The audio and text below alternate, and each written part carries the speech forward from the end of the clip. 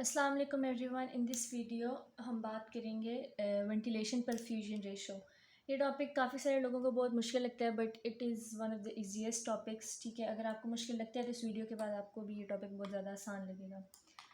So let's start the video. Ventilation perfusion ratio, जैसे नाम से पता चल रहा है, इट्स अ रेशो। ठीक है, किस चीज़ की रेशो है? ये वेंटिलेशन की रेशो है बाय परफ्यूजन।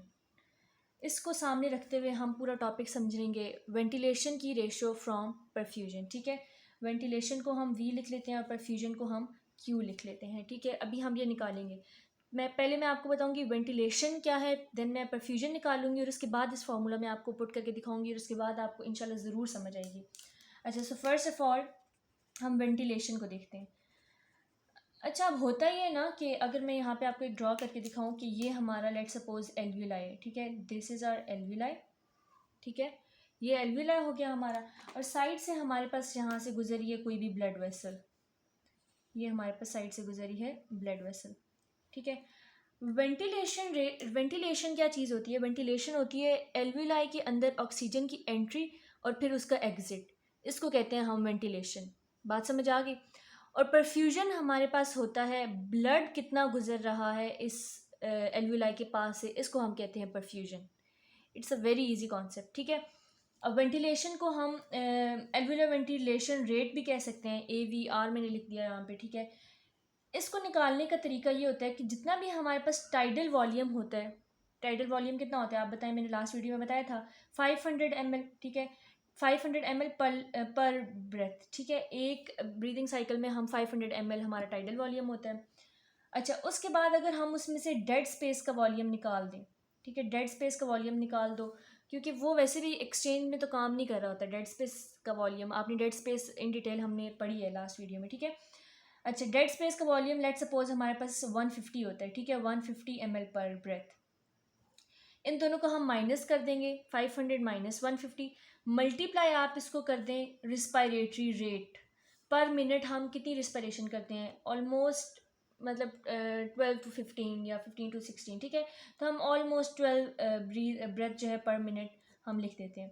तो अगर आप इसको सॉल्व करें, 500 माइनस 150 मल्टीप्लाई बाई 12, तो ये हमारे पास बन जाता है ये दोनों माइनस होंगे तो बनेगा 350 ml पर ब्रेथ, और ये मल्टीप्लाई कर दो इसको 12 ब्रेथ्स पर मिनट।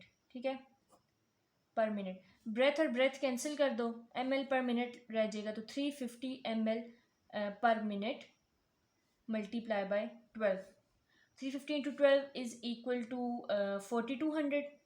तो हमारे पास AVR मतलब कि एल्वियुलर वेंटिलेशन रेट, किस रेट से इधर ऑक्सीजन और कार्बन डाइऑक्साइड आ रहा है, वो हमारे पास कितना होता है? 4200 ml पर मिनट। ठीक है, ये हमारे पास आ गया वेंटिलेशन रेट। अब हम निकाल लेते हैं परफ्यूजन रेट। परफ्यूजन रेट भी निकालना बहुत ज़्यादा आसान है, लेकिन हम यहाँ पे जो है ना परफ्यूजन रेट नहीं निकालेंगे। परफ्यूजन रेट मैंने जैसे आपको बताया कि ये होता है कि कार्डिक आउटपुट है ना, ये एक तरह का, कि हमारे पास कितना कार्डिक ब्लड जो है वो एल्वुलाई के करीब आ रहा है। तो ये ऑलमोस्ट हमारे पास होता है 5 लीटर पर मिनट। ठीक है, 5 लीटर पर मिनट, जिसको हम 5000 लीटर पर मिनट भी कह सकते हैं। ठीक है, 5000 लीटर पर मिनट भी इसको हम कह सकते हैं। अच्छा, अब हमने इन दोनों का रेशो निकालनी है, वेंटिलेशन रेशो और परफ्यूजन रेशो। ठीक है, तो वेंटिलेशन हमारे पास कितनी है? 4200। ठीक है, 4200 ml पर मिनट डिवाइडेड बाय जो हमारे पास परफ्यूजन आई है वो कितनी है? 5000 ml पर मिनट। ठीक है, 5 लीटर या 5000 मिलीलीटर, तो 5000 ml पर मिनट। यूनिट्स तो दोनों के सेम है, तो यूनिट्स हम कैंसिल कर देंगे, तो ये 4200 डिवाइडेड बाय 5000 जो है ये हमारे पास आ जाता है 0.8। ठीक है, तो वेंटिलेशन परफ्यूजन रेशो जो है वो नॉर्मल ह्यूमन बॉडी में 0.8 है, और इसका कोई यूनिट नहीं है बिकॉज इट्स अ रेशो। ठीक है, ये बात आई होप ये क्लियर होगी। ये बहुत ही ज़्यादा इजी कॉन्सेप्ट है। अच्छा, अगर हम लंग्स के डिफरेंट जोन्स में देखें कि ये वेंटिलेशन परफ्यूजन रेशो किस तरह वेरी करती है, तो अगर हम उसको देखें जोन्स ऑफ लंग्स में, जोन्स ऑफ लंग्स जो है वो मैंने हमने एक वीडियो पूरी बनाई हुई है इस टॉपिक पे, इन डिटेल है उसमें सारी एक्सप्लेनेशन, बट मैं आप लोगों को रिवाइज़ करा देती हूँ थोड़ा सा कि हमारे पास जो लंग्स होते हैं ना, हम यहाँ पे ड्रॉ कर लेते हैं, ये एक लंग है हमारा, इसको हम 3 जोन्स में डिवाइड कर सकते हैं, ठीक है। सबसे ऊपर वाला जो जोन होता है वो हमारे पास जोन 1 हो गया, सेकंड पे हमारे पास आ जाता है जोन 2, ठीक है, और सबसे नीचे हमारे पास आ जाता है जोन 3। अब ना जोन 3 जो है उसके पास सबसे ज़्यादा ब्लड होता है, जोन 2 में इंटरमिटेंट फ्लो होता है और जोन 1 में नो ब्लड फ्लो होता है। उसकी एक मेजर रीज़न जो है वो यहाँ के एल्वुलर प्रेशर्स और वह यहाँ के जो है कैपिलरी प्रेशर है, जो कि हमने पिछली वीडियो में डिस्कस किया। लेकिन अगर आपको मैं थोड़ा सा हिंट देना चाहूँ यहाँ पे अभी समझने के लिए, तो वो ये है कि आप यहाँ पे अगर ग्रेविटी के साथ इसको कंपेयर करेंगे ना, तो अगर ब्लड फ्लो करके यहाँ पे आ रहा है, नीचे ग्रेविटी सबसे ज़्यादा है ना, तो हमारे पास सबसे ज़्यादा ब्लड फ्लो जो है वो बेस पे होता है, लंग की बेस पे, जो कि जोन 1 है, ठीक है।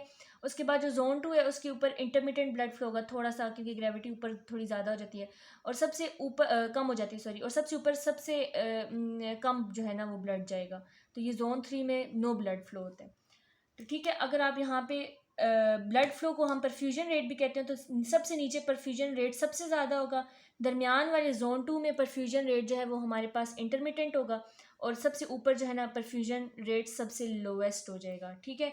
और इसी तरह अगर वेंटिलेशन रेट देखा जाए तो सबसे ऊपर सबसे ज़्यादा एयर आती है, तो ऊपर सबसे ज़्यादा वेंटिलेशन होती है, एल्वुलर प्रेशर सबसे ज़्यादा होता है, दरमियान में जो है वो इंटरमिटेंट होता है, और सबसे नीचे बिल्कुल कम वेंटिलेशन होती है। और इस तरह हमारे पास जोन्स ऑफ लंग्स बनते हैं, और इसी वजह से हमारे पास ब्लड फ्लो जो है वो different zones of the lung में डिफरेंट होता है। अच्छा, अगर अभी हम यहाँ पे देखें हमारे पास एलुलर वेंटिलेशन रेशो कितनी होगी, ये फॉर एग्जांपल हमारे पास कोई भी बॉडी का सेल है, ठीक है, ये आर्टीरियल ब्लड आ रहा है हार्ट से, ऑक्सीजन रिच ब्लड, ठीक है, और यहाँ से हमारे पास डीऑक्सीजनेटेड ब्लड वापस जा रहा है सारा अपनी ऑक्सीजन इस टिश्यू को दे के। अब ये किस तरह मैनेज हो रही है हर चीज़, वो हमें कैसे पता चलेगी कि हमारे पास जो, जैसे मैंने partial pressure of different gases की बात की लास्ट वीडियो में, अगर आपने वो वीडियो देखी और आपको वो चीज़ समझ आई हुई है, तो आपको पता होगा कि हमारे पास यहाँ पे जब हमारे पास ऑक्सीजनेटेड ब्लड है उसका पार्शियल प्रेशर हमेशा हाई होगा। बाहर ऑक्सीजन का एटमॉस्फेयर में पार्शियल प्रेशर जो है वो 160 ऑलमोस्ट है, और जब वो बॉडी के अंदर आ जाता है तो वो ऑलमोस्ट 10400 के करीब या 95 तक होता है, ठीक है। तो पार्शियल प्रेशर अगर हम 95 रखें, यहाँ पे 95 मिलीमीटर ऑफ मरकरी, ठीक है, ये इस ब्लड का पार्शियल प्रेशर है। अब ये ब्लड जब मूव करता हुआ जाएगा, ठीक है, अब इस टिश्यू के पास जो पार्शियल प्रेशर ऑफ ऑक्सीजन है ना वो लो है, वो होती है 40, ओके, वो 40 होती है, 40 मिलीमीटर ऑफ मरकरी। जब ये ब्लड यहाँ से आएगा वो देखेगा टिश्यू में पार्शियल प्रेशर बहुत ज़्यादा कम है, तो ये हायर पार्शियल प्रेशर से ऑक्सीजन लोअर पार्शियल प्रेशर की तरफ मूव करेगी, ठीक है। तो ये ऑक्सीजन जो है ना इस ब्लड को छोड़ के इस हमारे पास जो भी बॉडी टिश्यू है उसके पास आ जाएगी, और एज अ रिज़ल्ट जब ये वाला ब्लड लीव कर रहा होगा इस जगह को, तब उसका पार्शियल प्रेशर कितना हो गया होगा, उसका partial pressure 40 millimetre of mercury हो चुका होगा, क्योंकि उसने वो बिल्कुल इसके बराबर हो गया। पहले हाई था तो वो ट्रांसफ़र होता रहा उस पॉइंट तक जहाँ तक बराबर हो गया दोनों का, ठीक है। अब जब बराबर हो गया तो अब ऑक्सीजन इस स्टेज में आ गया। अब ये ऑक्सीजन जो है ये ब्लड जो कि डीऑक्सीजनेटेड हो चुका है, अब ये लंग्स के पास जाएगा और वहाँ से दोबारा ये ऑक्सीजनेट होके आएगा। इसी तरह ये भी हमने ऑक्सीजन की सारी वैल्यूज़ देखी। इसी तरह जब ब्लड आ रहा होता है ना किसी भी टिश्यू के पास, उस वक्त उसका कार्बन डाइऑक्साइड का पार्शियल प्रेशर बहुत ज़्यादा कम होता है, ठीक है, उसका पार्शियल प्रेशर 40 है, 40 होता है उसका। अच्छा, अब जब वो यहाँ से गुजरा, वो ब्लड इस जगह से गुजर रहा है, अब यहाँ पे जो partial pressure of carbon dioxide है ना वो यहाँ पे 45 है, क्योंकि इस टिश्यू ने जो है वो सेलुलर रिस्पिरेशन की और उसने जो है ज़्यादा कार्बन डाइऑक्साइड बनाया। अब कार्बन डाइऑक्साइड जहाँ पे 45 पड़ा हुआ है, तो वो 45 कार्बन डाइऑक्साइड इसके अंदर एंटर होना शुरू हो जाएगा, और एट द एंड जब ये ब्लड जहाँ से वापस जा रहा होगा तो उसका partial pressure of carbon dioxide बढ़ चुका होगा, तो वो 45 हो चुका होता है, ठीक है, 45 मिलीमीटर ऑफ मरकरी। तो इस तरह जो है ये एल्वुलर वेंटिलेशन के थ्रू पार्शियल प्रेशर जो है वो चेंज हो रहे होते हैं, और जो एल्वुलर वेंटिलेशन है वो इसीलिए हो रही होती है ताकि ऑक्सीजन और कार्बन डाइऑक्साइड जो है वो एल्वुलाई के अंदर उनका एक्सचेंज हो सके, ठीक है। तो आई होप ये चीज़ आप लोगों को क्लियर होगी। नेक्स्ट वीडियो में इसी वीडियो का हम पार्ट 2 बनाएंगे, जिसमें सारे इससे रिलेटेड हम क्लिनिकल्स देखेंगे कि अगर वेंटिलेशन परफ्यूजन रेशो डिस्टर्ब हो जाए, ज़्यादा हो जाए या कम हो जाए, तो बॉडी पे क्या इफेक्ट होता है और उसको बॉडी किस तरह कोप अप करती है। So see you in the next video.